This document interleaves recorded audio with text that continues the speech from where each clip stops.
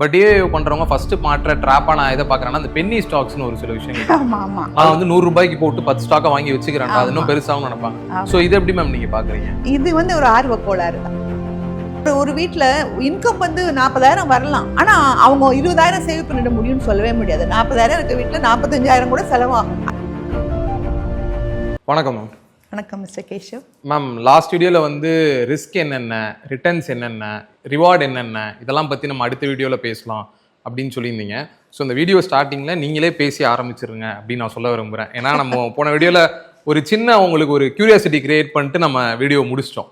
So நீங்களே சொல்லிடுங்க ma'am, என்னென்ன ரிஸ்க், என்னென்ன ரிவார்டு, இதெல்லாம் நம்ம எப்படி தெரிஞ்சுக்கிறது, எப்படி அசஸ் பண்ணுறது? நல்ல கேள்வி தான். ஏன்னா நம்ம நாட்டில் இல்லாத இன்வெஸ்ட்மெண்ட்ஸே இல்லைங்க. எல்லா விதமான இன்வெஸ்ட்மெண்ட்ஸ், சில கண்ட்ரீஸ்லாம் அந்த இன்வெஸ்ட்மெண்ட்ஸ்லாம் இல்லவே இல்லை. நம்ம கண்ட்ரியில் எல்லா இன்வெஸ்ட்மெண்ட்ஸும் இருக்குது. ரொம்ப ரொம்ப சேஃப் எதுன்னு சொல்லுங்க. நீங்க இவ்வளவு ஃபினான்ஷியல் வீடியோ பண்ணிருக்கீங்க. மோஸ்ட் சேஃப் நார்மலா நான் எல்லாருமே சேஃபஸ்ட் இன்வெஸ்ட் பார்க்கறது எஃப்டியே தான் பார்ப்பாங்க. தூக்கி பேங்க்ல போட்டுருவாங்க, எஃப்டில இருக்கு, நான் ரொம்ப சந்தோஷமா இருக்கேன் அப்படின்னு தான் நான் என்கிட்ட நிறைய பேர் சொல்லி நான் பார்த்திருக்கேன். ரைட். அதை விட சேஃப்ங்கிறது போஸ்ட் ஆஃபீஸ். ஏன்னா போஸ்ட் ஆஃபீஸ் வந்து 100% கவர்மெண்ட் கேரண்டி. பேங்க் வந்து அஃப்கோர்ஸ் 5 lakhs வரைக்கும் கவர்மெண்ட் கேரண்டி. ஸோ அந்த மாதிரி மோஸ்ட் சேஃப் அதுல இருந்து ஆரம்பிச்சு மோஸ்ட் ரிஸ்கினா நீங்க எதை சொல்லுவீங்க? F&O தான் ரொம்ப ரிஸ்கின்னு 100% யூ ஆர் ரைட். அது ஒண்ணு கிரிப்டோ. கிரிப்டோ கூட இப்ப நிறைய நாலேஜ் எல்லாம் நம்மளுக்கு இல்ல, நம்மளுக்கு அது என்னன்னே தெரியாது. ஆனா அவ்வளவு ரிஸ்கியான ஒரு நிறைய கண்ட்ரிஸ் தடையே பண்ணிட்டாங்க. பட் நம்ம ஊர்ல அதை வந்து அலோவ் பண்ணிருக்காங்க. அந்த மாதிரி அந்த போஸ்ட் ஆஃபீஸ் இன்வெஸ்ட்மெண்ட்ல இருந்து ஆரம்பிச்சு இந்த கிரிப்டோ வரைக்கும் கூட F&O எல்லாமே கூட நம்ம ஊர்ல இருக்கு. இது ஒன்னொன்னுலயும் ஒரு எவ்வளவு ரிஸ்க் இருக்கோ அவ்வளவு ரிவார்டு இருக்கும். நம்ம வந்து ரிவார்டு மாத்திரம் வேணும், எனக்கு ரிஸ்க் வேண்டாம் நம்ம சொல்ல முடியாது. எவ்வளவு எந்த அசெட் கிளாஸ்ல எவ்வளவு ரிட்டர்ன் வரும் அப்படிங்கறத நம்ம தெரிஞ்சுக்கணும். முதல்ல பாத்தீங்கன்னா போஸ்ட் ஆஃபீஸ், பேங்க் எல்லாம் சேஃப்னு பேசணும். அதுல வந்து வாலட்டிலிட்டி ரொம்ப கம்மியா இருக்கும், ஏற்ற இறக்கமே இருக்காது. நம்மளுக்கு ரொம்ப வருஷமா பழக்கமான விஷயம், அதனால நல்ல கம்ஃபர்ட் இருக்கு நம்மளுக்கு. அன்பார்ச்சுனேட்லி அதுல வந்து 5 to 6% அளவு தான் நம்மளுக்கு ரிட்டர்ன் கிடைக்குது. அட்டாப்ல நெக்ஸ்ட் பாத்தீங்கன்னா பாண்ட்ஸ். பாண்ட் மார்க்கெட் இன்னைக்கும் ஸ்டெடியா தான் இருக்கு. ஒரு 8 to 9% நல்ல பாண்ட்ல, இப்போ ஃபார் எக்ஸாம்பிள் இப்போ டாடா கேபிட்டல்னு இருக்கு, பஜாஜ் ஃபைனான்ஸ் இருக்கு, அவங்களோட பாண்ட்ல எல்லாம் நம்ம போட்டோம்னா கண்டிப்பா 8 to 9% நம்மளுக்கு ரிட்டர்ன் கிடைக்கும். ரிஸ்க் ஓரளவு இருக்கு. நம்ம டாட்டாங்கிறதால ஒரு தைரியமா இருக்கமே ஒழிய, பொதுவாகவே ஒரு கம்பெனில ஒரு 5 வருஷம் நம்ம பணத்தை வைக்கிறோம்னா எல்லா கம்பெனியுமே ஓரளவு ரிஸ்க் இருக்கு. அடுத்தாப்புல next current favourite gold.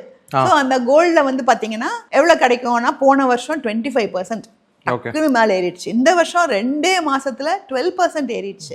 So ஆனால் வருஷம் இப்படி ஏறுமானா கண்டிப்பாக கோல்டு இந்த அளவுக்கு ஏறாது. இன்னும் கோயிங் ஃபார்வர்டு ஒரு மிஞ்சி போனால் 1 year இந்த மாதிரி ஃபாஸ்ட்டாக ஏறலாம். அதுக்கப்புறம் அது கீழே இறங்கும், அப்புறம் அப்படியே சைட்வேஸில் போகும். இதுதான் நார்மலி கோல்டு நடக்கிற விஷயம். ஸோ அதே மாதிரி தான் இப்பவும் ரிப்பீட் ஆகும் நம்ம எதிர்பார்க்கலாம். பட் ஆவரேஜாக பார்த்தீங்கன்னா ஒரு 10 வருஷத்துல எவ்ரி இயர் ஒரு 9% ஆவரேஜாக நம்ம பண்ணி 40 மைனஸ் எல்லாம் போட்டு ஆவரேஜாக பார்த்தீங்கன்னா ஒரு 10% நம்மளுக்கு அதில் ரிட்டர்ன் கிடைக்க வாய்ப்பு இருக்கு. உங்களுக்கே தெரியும், ஸ்டாக் மார்க்கெட்டு, மியூச்சுவல் ஃபண்டு ரெண்டுமே டுகெதரா தான் போகும். ரெண்டுலையுமே நம்ம வந்து நம்மளுடைய செலெக்ஷனை பொறுத்து, நம்மளுடைய டைமிங்கை பொறுத்து ஒரேடியா நிறைய ரிட்டர்ன் கிடைக்கவும் வாய்ப்பு இருக்கு, இல்லை மைனஸ்ல போகவும் வாய்ப்பு இருக்கு. இப்போ ரீசெண்ட் டைம்ஸ்ல போயிட்டே இருக்கு, 12% இறங்கிடுச்சு.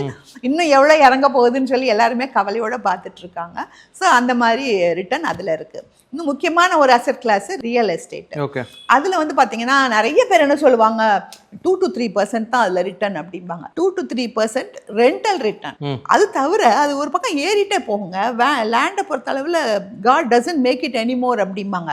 அது மாதிரி லேண்ட் இவ்வளவுதான், லிமிட்டட் அவைலபிலிட்டி தான். ஸோ அப்படி இருக்கும்போது அதோட ப்ரைஸ் ஏறிட்டே போகுது.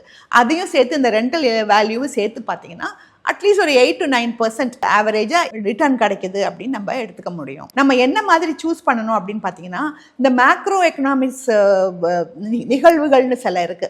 ஃபார் எக்ஸாம்பிள் ஒரு பட்ஜெட், ஒரு எலெக்ஷன், இல்லை ஒரு ட்ரம்ப் மாதிரி யாரானா பதவிக்கு வர்றது, இல்லை வார் நடக்கிறது, இந்த மாதிரி நிகழ்வுகள் எல்லாமே நம்மளோட அசெட்ஸ் மேலே ஒரு தாக்கத்தை ஏற்படுத்தும். ஸோ நம்மளோட போர்ட்ஃபோலியோ எவ்வளவு மிச்சத்துலேருந்து அதிகமாக தாக்கம் இல்லாமல் சேஃப்கார்ட் பண்ண முடியும் அப்படின்னு பார்த்து அதுக்கான அசெட்ஸை நம்ம சூஸ் பண்ணிக்கணும். ஓவரா எக்ஸ்போஸ் ஆகக்கூடாது ரிஸ்க்குக்கு.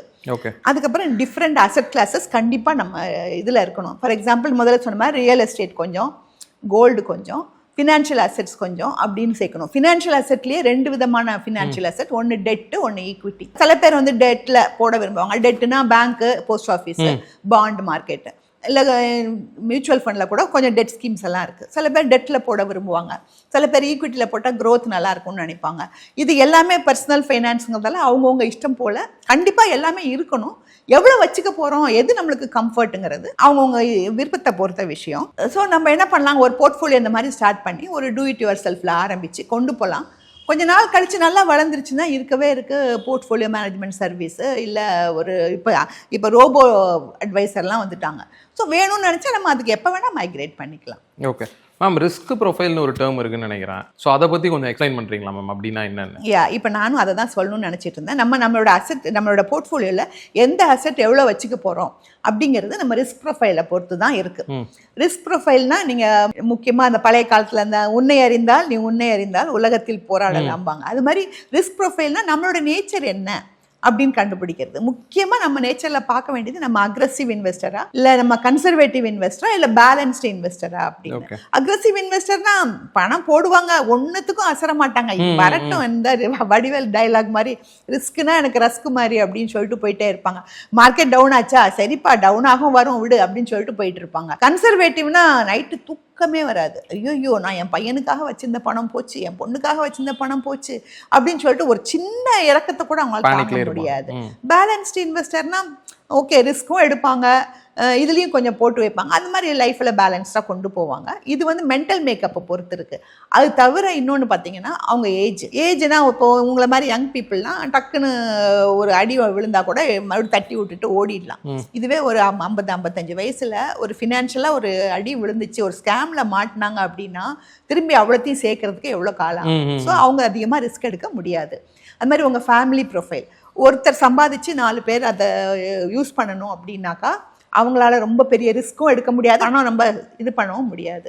இல்லை வீட்டில் இருக்கிற 4 பேரில் 3 பேர் சம்பாதிக்கிறாங்க அப்படின்னா அவங்க கூட கொஞ்சம் இன்வெஸ்ட் பண்ண முடியும், ரிஸ்க் எடுக்க முடியும். அதே மாதிரி தான் இந்த ஒரு இன்கம் அண்ட் சர்ப்ளஸ்மாங்க. ஒரு வீட்டில் இன்கம் வந்து 40,000 வரலாம், ஆனால் அவங்க 20,000 சேவ் பண்ணிட முடியும்னு சொல்லவே முடியாது. 40,000 இருக்க வீட்டில் 45,000 கூட செலவாகும். அதுதான் இன்னைக்கு உள்ள நிலைமையாக இருக்குது. ஸோ அதனால் அவங்க சர்ப்ளஸ் எவ்வளோ இருக்கோ அதான் இம்பார்ட்டன்ட், அதான் அவங்க இன்வெஸ்ட் பண்ண முடியுங்கிறது ஒரு முக்கியமானது. அதெல்லாம் விட முக்கியமாக கோல்ஸ்ன்னு நம்ம நார்மலாக சொல்கிறோம், ஒரு பிள்ளைங்க கல்யாணம், படிப்பு, வீடு கட்டணும், ஓய்வு காலம், இப்படி நம்ம நிறைய கோல்ஸ் சொல்கிறோம். அதுலேயே பார்த்தீங்கன்னா எவ்வளவு டிஃப்ரென்ஸ் இருக்குது. நீங்கள் வந்து ஒரு கோல் வச்சுருக்கலாம், நான் வந்து ஃபாரினில் போய் மேல் படிப்பு படிக்கணும், என் பையனை படிக்க வைக்கணும், இல்லை என் பொண்ணுக்கு வந்து மால்டைவ்ஸில் கல்யாணம் பண்ணணும், ஏதோ நம்ம ஒரு கோல் வச்சுருக்கலாம். ஸோ அதுக்கான அமௌண்ட் நம்ம பிளான் பண்ணணும். பொதுவாக சொல்லுவாங்க personal finance is more personal than finance அப்படிம்பாங்க. ஸோ பர்சனல்ங்கிறது ரொம்பவே அதில் முக்கியமான விஷயமா இருக்குது. அது தவிர நம்மளுடைய ரிஸ்க் டேக்கிங் எபிலிட்டி, முதலே சொன்ன மாதிரி நைட்டு தூக்கம் வருமா அப்படிங்கிறது ஒரு விஷயம். அதுக்கப்புறம் பார்த்தீங்கன்னா ஃபைனலாக நாலேஜ் அபவுட் இன்வெஸ்ட்மெண்ட் அவென்யூஸ், அது ரொம்ப முக்கியம். ஏன்னா நாலேஜ் இல்லாமல் எதுலேயும் ஆழம் தெரியாமல் கால் விடக்கூடாது. இவ்வளவும் இருக்கணும். இருந்தால் நம்மளுடைய இதைத்தான் நம்ம மென்டல் மேக்கப்னு சொல்கிறாங்க. இதை வச்சு தான் நம்மளுடைய போர்ட்ஃபோலியோவை உருவாக்கி நம்மளோட கோல்ஸ் எல்லாம் நம்ம ரீச் பண்ண போகிறோம். ஓகே மேம், நம்ம போர்ட்ஃபோலியோன்னு பேசினப்போ நீங்கள் சொன்னீங்க ஒருத்தருக்கும் மாறுபடும் அப்படின்னு சொன்னீங்க. பட் காமனாக இப்போ டூ இட் செல்ஃப் பண்ணுற ஒருத்தரோட போர்ட்ஃபோலியோவில் இது கன்ஃபார்மாக இருக்கணும் அப்படின்னு ஏதாவது விஷயங்கள் இருக்கா மேம்? முக்கியமாக இந்த விஷயங்கள்லாம் இருக்கணும் அப்படின்னு எதுவும் இருக்கா? முதல்ல என்ன அப்படின்னு பார்த்தீங்கன்னா கண்டிப்பாக அது சிம்பிளாக இருக்கணும். ஓகே, ரொம்ப கன்ஜஸ்டடாக எல்லாத்தையும் போட்டு குழப்பி புதுசாக வந்ததெல்லாம் வாங்கி இது இந்த ஃபண்டு என்கிட்ட இல்லை, இந்த ஸ்டாக் என்கிட்ட இல்லை, அப்படியெல்லாம் இந்த அசட் கிளாஸே என்கிட்ட இல்லை, அப்படியெல்லாம் நம்ம கன்ஃபியூஸ் பண்ணிக்க கூடாது. ரொம்ப சிம்பிளாக நம்மளுக்கு புரிஞ்ச விஷயத்தை மாத்திரம்தான் கால் வைக்கணும். அப்புறம் ஈஸி டு மேனேஜாக இருக்கணும். ரொம்ப கான்சன்ட்ரேட்டடாக ஒரு ஏரியா மியூச்சுவல் ஃபண்ட்னா வெறும் மியூச்சுவல் ஃபண்டு, ஸ்டாக் மார்க்கெட்னா வெறும் அப்படி போகக்கூடாது, கோல்டுனா வெறும் கோல்டு அப்படி போகக்கூடாது. அன்கோரிலேட்டட் அசெட்ஸ் வாங்கணும்னு சொல்லுவாங்க.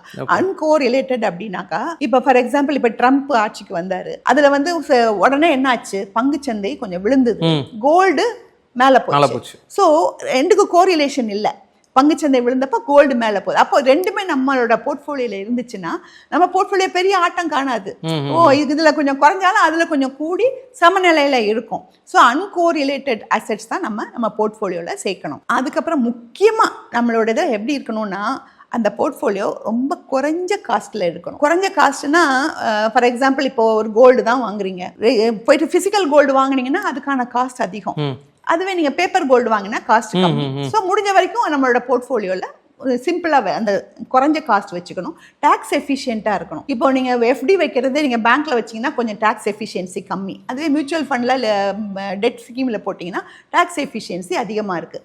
அதே மாதிரி ரிஸ்க் அதிகமாக இருக்கக்கூடாது. இந்த 3ஐயும் நம்ம கவனிச்சுக்கணும். நம்ம போர்ட்ஃபோலியோவில் இந்த 3மே கம்மியாக இருக்கிற மாதிரி நம்ம பார்த்துக்கணும். அண்டு நிறைய இருக்குங்க, டிஐஒயில் ஆசெட் அலோகேஷன், ரீபேலன்சிங் நிறைய இருக்குது. இன்னும் வரக்கூடிய வீடியோஸில் அதெல்லாம் பற்றியும் நம்ம பேசுவோம். ஓகே மேம், ஒரே ஒரு கொஸ்டின் மட்டும் லாஸ்ட் கொஸ்டின் ஆட் ஆன் பண்ணிக்கிறேன். என்னன்னா, இந்த நீங்கள் சொன்னீங்க இப்போ உங்களோட டிஐஒய் போர்ட்ஃபோலியோனா அதில் ரொம்ப இன்வெஸ்ட்மெண்ட்லாம் ரொம்ப சிம்பிளாக இருக்கணும், உங்கள் போர்ட்ஃபோலியோ சிம்பிளாக இருக்கணும்னு சொன்னீங்க. பட் டிஐஓ பண்றவங்க ஃபர்ஸ்ட் மாற்ற ட்ராப்பா நான் எதை பாக்குறேன்னா, அந்த பென்னி ஸ்டாக்ஸ்னு ஒரு சில விஷயங்கள் அதுல போய் உடனே வாங்கிடுவாங்க. இந்த ஸ்டாக் 10 ரூபா தான்டா இருக்கு, நான் வந்து 100 ரூபாய்க்கு போட்டு 10 ஸ்டாக்கா வாங்கி வச்சுக்கிறேன், அது இன்னும் பெருசாவும் நினைப்பாங்க. சோ இது எப்படி மேம் நீங்க பாக்குறீங்க? இது வந்து ஒரு ஆர்வ கோளாறு தான். நம்ம உள்ள வந்த உடனே நம்ம சின்ன பிள்ளைங்க எல்லாம் போன உடனே ஒர்த்லெஸ்ஸா எனக்கு அதை பிக்கப் பண்ணோம்ல, அந்த மாதிரியான ஆர்வ கோளாறு தான். ஒரு மேலும் 100 ரூபாய்க்கு 10 ஸ்டாக் கிடைக்குதே, அது ஒரு சந்தோஷம். நாங்களாமும் இதெல்லாம் we have gone through all this. இதுனா 10 ஸ்டாக், அதை பாரு, அது 1000 ரூபாய்க்கு ஒரு ஸ்டாக், இது எப்படி வாங்குறது, அந்த மாதிரி. ஸோ இதெல்லாம் படிப்படியா நம்ம 4 அடி விழுந்தாதான் புரியும். பட் ஆனா பெட்டர் அதை சூஸ் பண்ணாம இருக்குது. கண்டிப்பா அது அவங்களுக்கே தெரிஞ்சிடும் கொஞ்ச நாள்ல. 10 ரூபாய்க்கு வாங்கினது 2 ரூபாய்க்கு போய் நிற்கும், அப்போ வந்து தெரிஞ்சுக்குவாங்க. ஏன்னா நம்மளும் சொல்லிட்டே இருக்கோம்ல, பெனி ஸ்டாக் பக்கம் போகாதீங்க, ரிஸ்கின்னு சொல்றோம்ல. ஸோ எதுக்காக பெனி ஸ்டாக் பக்கம் போகக்கூடாதுன்னா, அதை வந்து இது பண்றது ரொம்ப ஈஸி மக்களுக்கு. அது மேலே ஏத்துறதும் கீழே இறக்குறதும் எல்லாமே அந்த மாதிரி அதை வந்து மேனிப்புலேட் பண்றது ரொம்ப ஈஸி. பம்ப் அண்ட் டம்ப் பண்றதுலாம் ரொம்ப ஈஸி. அதனால நம்ம வந்து கூடிய வரைக்கும் புதுசா உள்ள வர்றவங்க, விஷயம் தெரியாதவங்க அதுக்கு போகாதீங்கன்னு சொல்றோம். ஓகே மேம், ரொம்ப நன்றி மேம். தேங்க்யூ.